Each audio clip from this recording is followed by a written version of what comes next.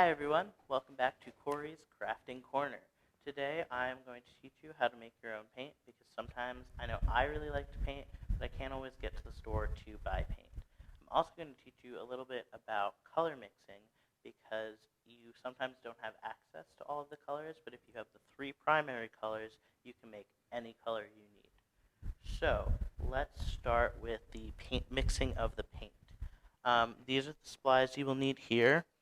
It's just flour, salt, and water. Just a warning to all of the guardians out there, if you are worried about your campers putting this in their mouth, not the best method to use because we are using raw flour. An alternative to make sort of a watercolor paint is you can boil sugar with water until it dissolves and mix that with your color, or you can just buy some light corn syrup, mix it with water, and add in your pigment, and it'll work in a similar way. But today, I'm going to teach you how to make paint with flour and salt. So the recipe is pretty simple.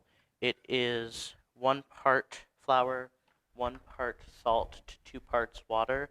You can make it in a bigger batch, but for what I'm doing in these little cups, I am going to use 2 tablespoons of flour, 2 tablespoons of salt, and 4 tablespoons of water. So it is a 1 to 2 or 1 to 1 to 2 ratio.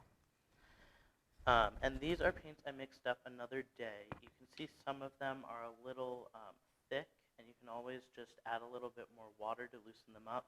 But I wasn't quite happy with some of the colors that I made, so I'm going to try again using a different brand of food coloring just to do the primary colors to try to show you how to mix them. So, let's get started, shall we?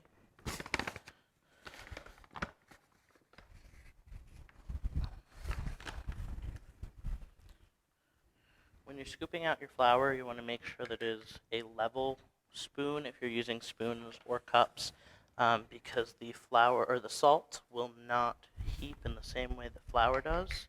And you want to make sure that you're putting equal parts of flour and salt.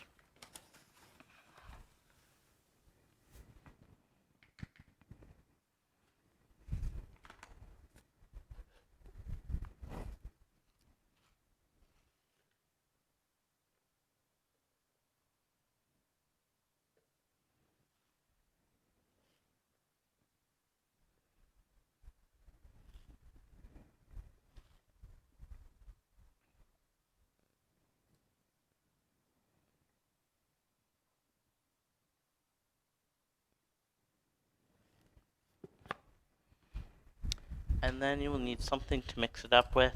I'm just using craft sticks, popsicle sticks, just about anything. You could use your fingers for this part, but you won't want to do that once we've added the color, because that makes a mess. You can see I've already gotten stained with it, and I haven't even started today.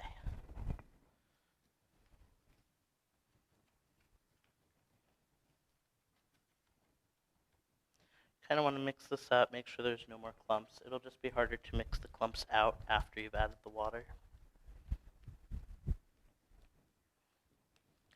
So now in here we have 2 tablespoons of flour and 2 tablespoons of salt, so we're going to add 4 tablespoons of water.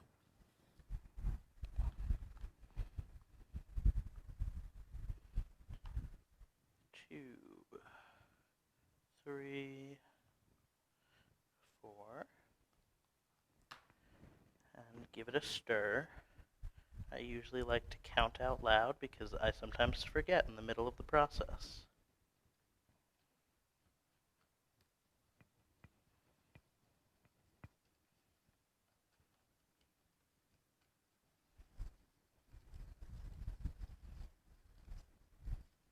So it looks a little bit like pancake batter. I almost said pancake water. If you're finding that it's still too thick, you can add a little more water. If you want it to be a little bit thicker than this, you can just add a little bit more flour and salt. Or you can just add less water to start. So I'll show you in this one, I will add 3 scoops of water, and I'll show you what that looks like.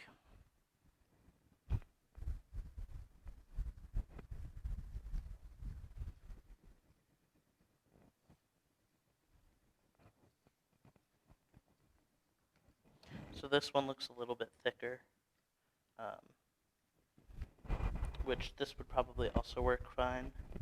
But just for the sake of consistency and keeping everything the same, I'm going to thin it out.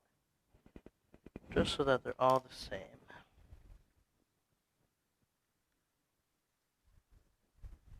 Because I find it easier to add a couple more coats of paint and work with it a little bit thinner. But if that is not your preference, that is a-okay, because art is really about having fun. So this is a red that I mixed up yesterday when I tried to shoot this video the first time. And you can see it's a lot thicker, so I'm going to add a little bit of water to this one as well.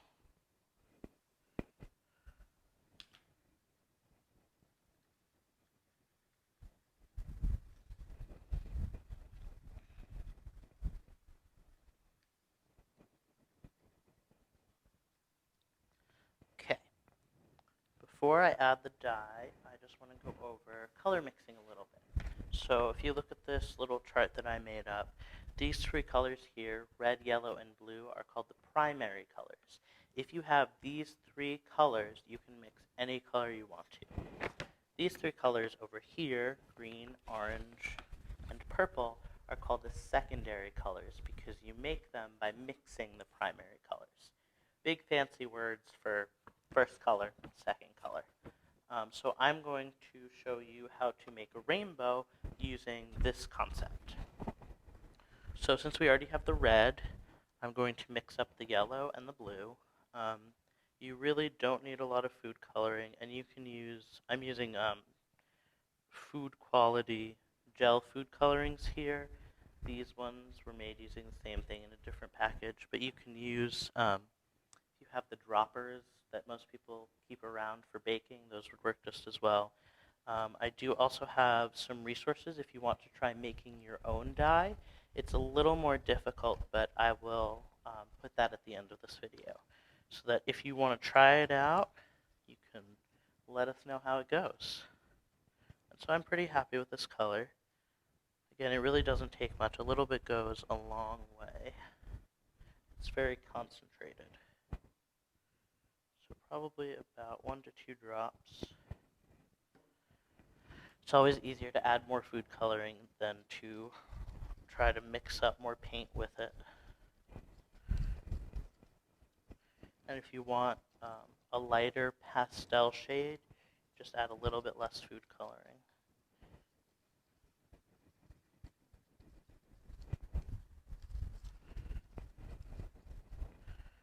Okay, and there we have our 3 primary colors. I am much happier with these colors than the ones that I did yesterday. I think that we can get a better purple out of this set. So for the painting, you could even use the same craft sticks. You could use a paintbrush. The rainbow that I made that you saw earlier, I just did with a cotton ball. I'm just dabbing it.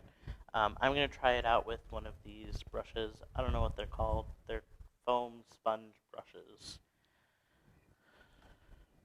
And you will still need the water so that you can rinse your brush in between colors.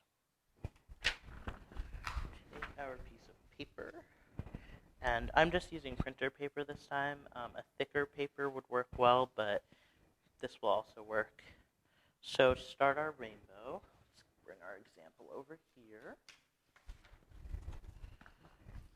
I usually start with red because the purple you have to mix, and the red is a primary color, so you can just dip your brush, and you can drip onto the page.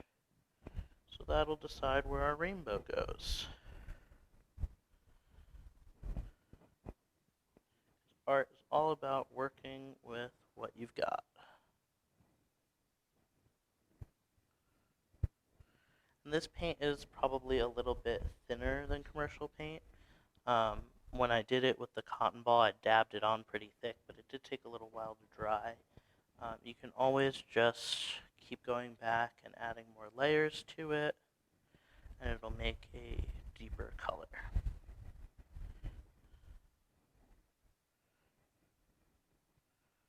So I'm going to rinse my brush because the next thing to make orange is to add yellow, and I don't want to get any red into my yellow so that I can still use it as yellow. If you don't want to mix it onto the paper, you could take another little cup and just add a little bit of red paint and a little bit of yellow paint and mix it together to get orange and then paint with that. But I wanted to show you how you could do it just right on your page. So if you take your yellow and you add it right there next to it, it'll start to blend where the two colors meet.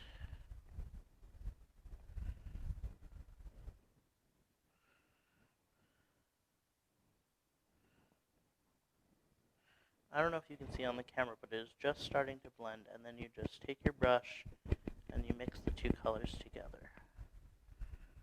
Now I'm going to add just a little more red, and I can always go back and add in a little more yellow if it's too red. You're just mixing the two colors together. And there you can see now we have a stripe of orange. Now we have our red, orange, and yellow, so the next color is green. So I'm going to again rinse my brush out. I find these brushes need a little bit of a squeeze. You could also use a paper towel, something to get the excess water off. And so I don't want to make my yellow disappear, so I'm going to add a little bit more yellow first to make the green.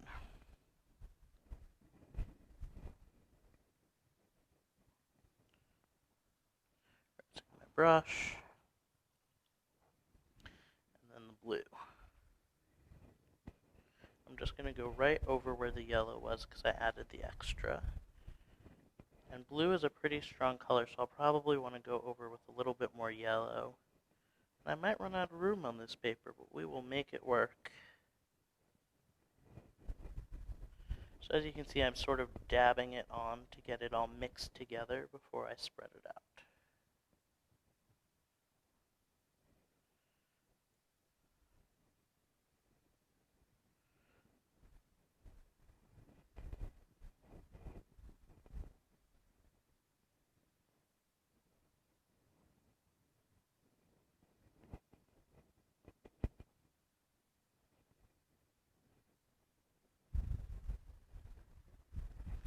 And that is pretty good green.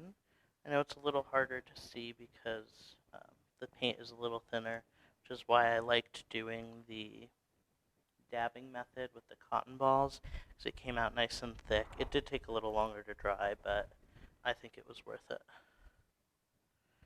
Oop, I keep dripping. Getting a little too excited. So if you're having trouble dripping, just kind of let your brush stand for a second over the paint, and the dripping will slow down, and then you can move it.